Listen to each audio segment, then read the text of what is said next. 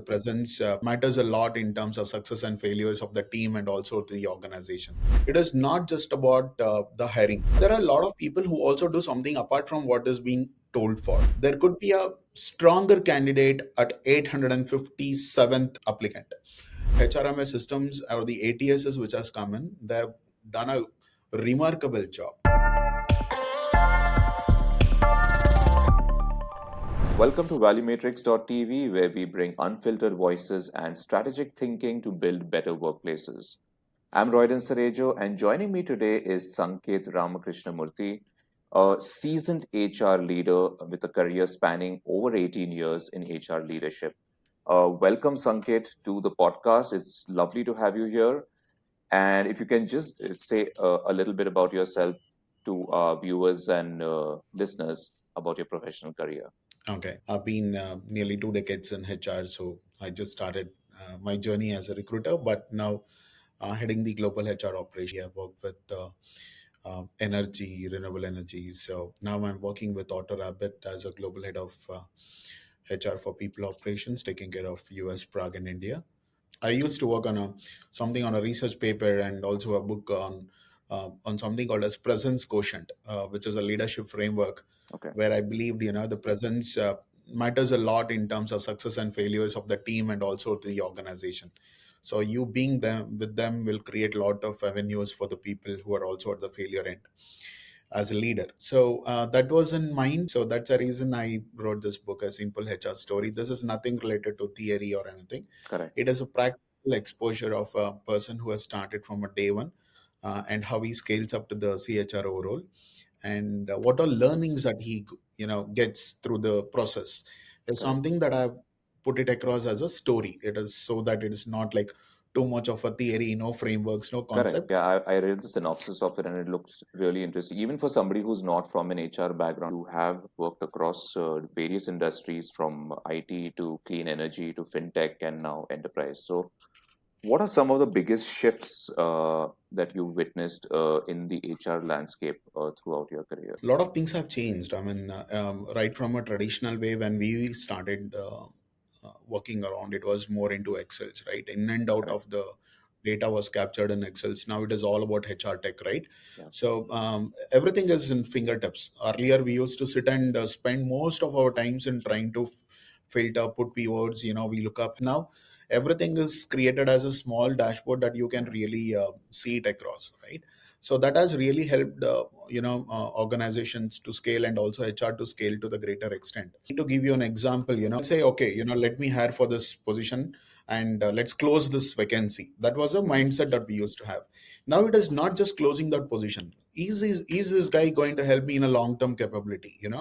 Okay, Mm. I might have a product and a project that I'm working on which requires a Java and a different tech stack, but in a due course of 1.5 2 years, has this guy also has a learnability that he can shift from one technology to another technology? Can Mm. he really intervene into AI integration, DevOps, DevSecOps, right? Is it possible for him to do? So that is a kind of mindset that I can start looking at even from the talent perspective. So that's Mm. quite a shift that I can see in this years what has happened. How would you assess that a certain candidate can go the extra mile or would be really good for maybe a role that doesn't really exist at the moment? See, one thing is it's all about behavioral and the learnability, right? I mean, we Correct. try to look up in a candidate what he has done in his current role, right? See, there are set of projects that has already company has allocated, I mean, has given me to work upon, which is more into ROI, return of investment.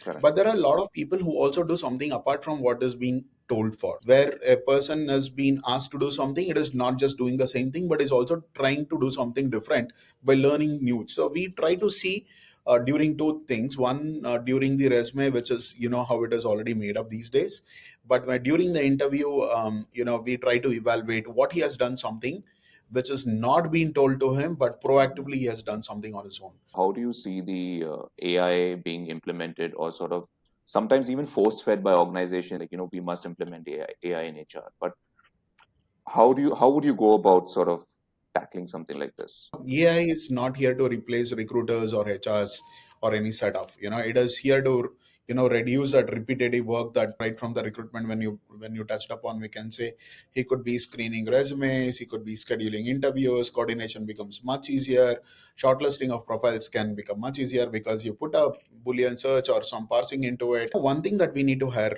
look up to here is, it is not just about the hiring as an Mm, overall as a data, it is also understanding people, right? right. Now data will not, the resumes, the shortlist of the resumes using multiple keywords might not give me a set of candidates that I would really like to have in a real world like experience that he's already into. AI will support you, but it always the human who is going to select and decide whether this person is going to fit into our role or not. It'll add a lot of value into the system for sure. I'll give you one more example. In India, you just post one requirement in Yeah. Naukri, LinkedIn, whatever Yeah. it is, right?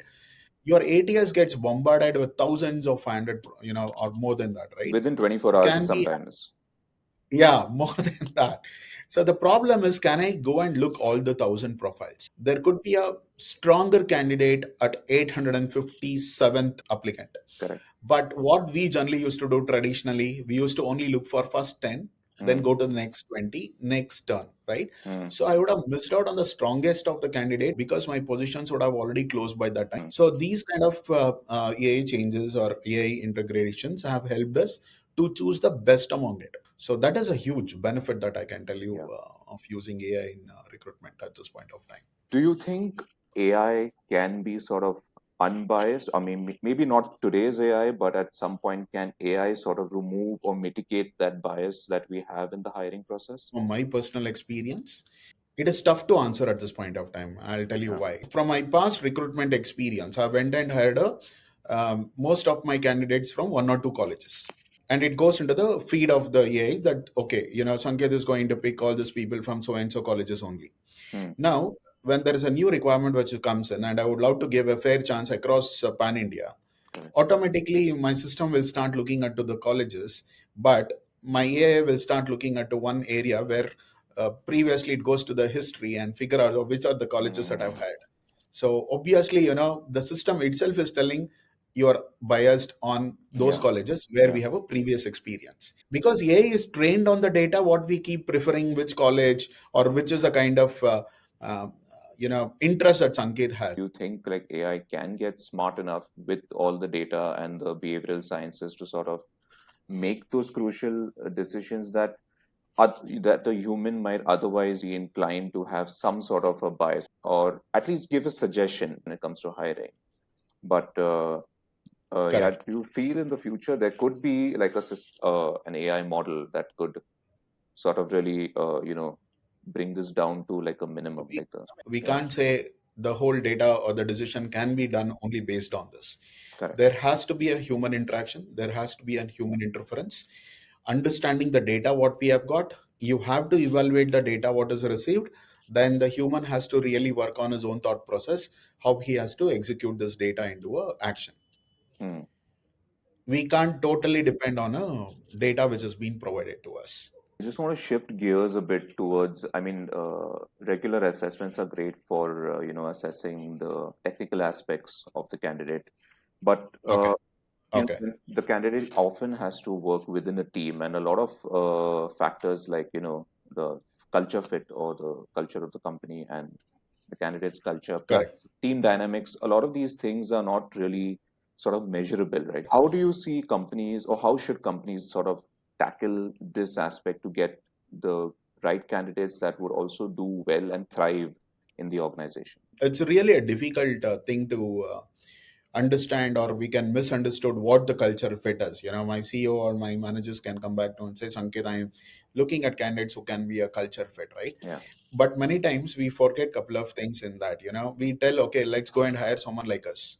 Okay. Mm, That is a great dangerous thing that we think about, because we should hire someone who has got shared values like what we are. When organizations get these things wrong, right, completely innovation suffers. So, mm, why this diversity inclusion has come into a greatest topic these days. Everywhere you talk about DEIs and all, right? Why is this getting so much of value add? Because people have understood that is scientifically proven. When we have a team of 10 people, a different person coming from a different perspective, I mean, comes with a different perspective. He comes with a lot of his own thought process. When they sit and brainstorm, you have a lot of chances for a great innovation or idea to come into Mm, a place.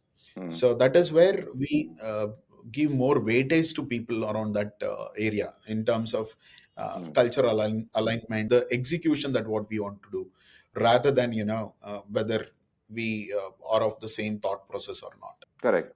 But I mean, sometimes that can go either ways, though, right? I mean, he can either complement the team really well, or there could be like a lot of friction also, if you have like opposing sort of personalities or thought processes. Yeah, that's exactly. I think, Alibaba CEO was once talking about that in the seminar, right? I Yeah. always like this guy because he always tells, right?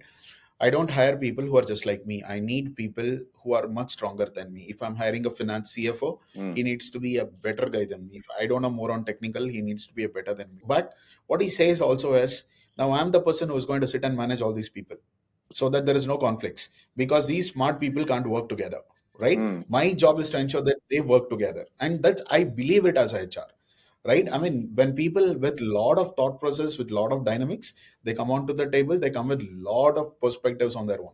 Now, how correct. do you make work together is what the HR's main role, and that is how the leadership needs to thrive further. I believe personally that you bring people with different mindset, they're going to Correct. make wonders unless you bring them in one single value system Yeah. which aligns with one vision or mission of the organization. I just want to talk about a bit about the candidate experience from the time of application to the hiring or whatever the processes are there in between. So I think Mhm. organizations are really focusing on delivering a good candidate experience, which is it's getting a lot of attention. Why do you think it's Mhm. I important? always personally believe from the day one when I got into the HR, I think Redden, you also would love experiences, right? You Yeah, apply for a position and you don't get to hear at all. I mean, yeah, it's a complete blank. You are clueless. What is happening to the profiles. I've also applied when I was starting looking for, and even when I was like 1 to 5 year or 8 year yeah, experience guy, and I was looking for opportunities. I also used to try like this. Why I'm not getting any interview calls? Where are these my profiles going on, right? correct. So that is one area where HRMS systems or the ATSs which has Mm, come in, they've done a remarkable job. Today, I can literally move every single status by sending a notification to the candidate mm, saying that which stage of the interview they are. If the position is closed, we upfront tell them the position is closed for so and so, but their profiles are there with us. After DPDV coming in, we need yeah, to take a consent whether they can have their profiles with us or not. So that those kind of actions are also happening at this point of time. But mm, candidate experience is a great thing because they are your brand ambassadors. According to me, all the applicants who talk about the organization needs to go through that feeling. yeah, Okay, I did not get through this organization. At least they did not ghost me. yeah, They were at least they were able to come back and tell me we have closed this position. Hopefully if there is something which comes up, we'll open it again, yeah. and okay, we are okay to for you guys to reapply, and if you get through, we will consider you. Me and our team, we have ensured that if the candidate is a mismatch, Mm, he does not even really fit into the role that we are looking at, we upfrontly tell them we are looking at something different than the role that you have put it across. But trust me, Ridan, sometimes giving a feedback is also misfiring, because a lot of candidates come back and again tell us, "No, how can you reject me without even mm, taking an interview?" You need yeah. to be talking to with the understanding from their perspective why they're coming back to you, Yeah. rather than again ghosting them off or giving some very hard answers to them. Sankit, I just want to get your thoughts on like what are the top two or three trends in the HR space that you see for 2026 at least, with regards to maybe AI and just in general as well.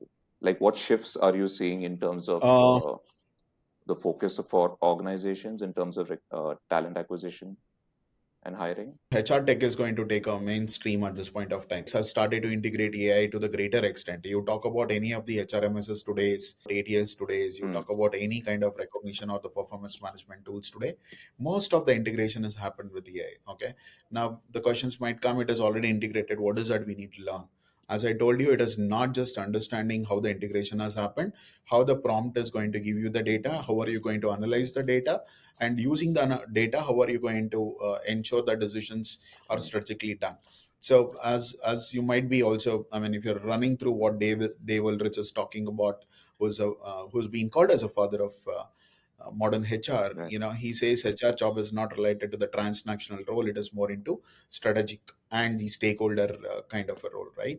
So I think HRs are going to be a core people in the center who are not just driving, Mm. uh, transactional or operational or administration kind of roles, who will drive more into return of investment for the stakeholders, right, for the customers, consumers, and also the management, because Right. they will have data right from the recruitment to the impact that will Mm. have if one person is leaving on some grounds. Correct. So right, the complete HR cycle, people will have data which can be shared strategically in the leadership meetings, which can really show the revenue. People says, okay, what is HR is going to do in terms of Yeah. return of investment? I'll tell you, return of investment can be given right from your onboarding, your Mm. performance appraisals, your attrition metrics, your retention metrics, your exit value, right? Correct. So there's quite a lot of things the HRs are already doing now,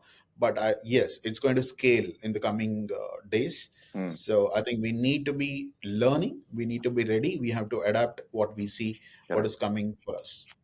Final question, Sanket, would Yeah. be like for somebody starting off today, as an aspiring to be an HR leader, and Okay. given how everything is going to be AI first and AI focused going ahead, if you have to give like one advice to someone starting out, and I know your book does touch upon these things as well, right? For younger HR leaders, what would that be? Agility, man.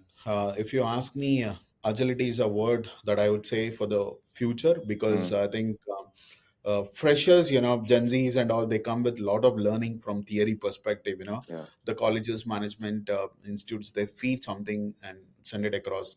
And when they come to the real time experiences, there is quite a lot of things that they need to learn practically, Mm. which might not be as it was, taught in the universities or the institutes. So somehow they have to unlearn those and start adapting to what is exactly happening in the corporate world. And I tell you, I always tell when I go to the universities and when I go to the HR conferences, one thing, the day we stop learning, Mm.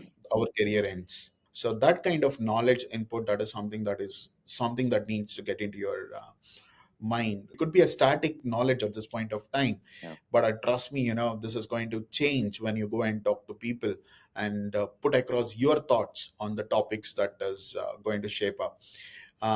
HR tech is something people need to start focusing on.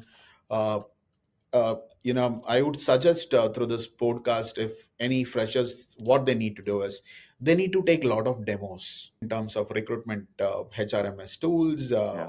ATSs, the integration of AI, to understand which product has got which USP and why they are different from each. Mm. This itself will give a lot of weightage for the freshers or the people who are like 1 to 5 years experience. When Right. they start looking up, they are able to give the best decisions, that they can pass it on to the leaders to make some decisions. So I would always recommend people need to be able to learn, unlearn, and adapt to the greatest existent.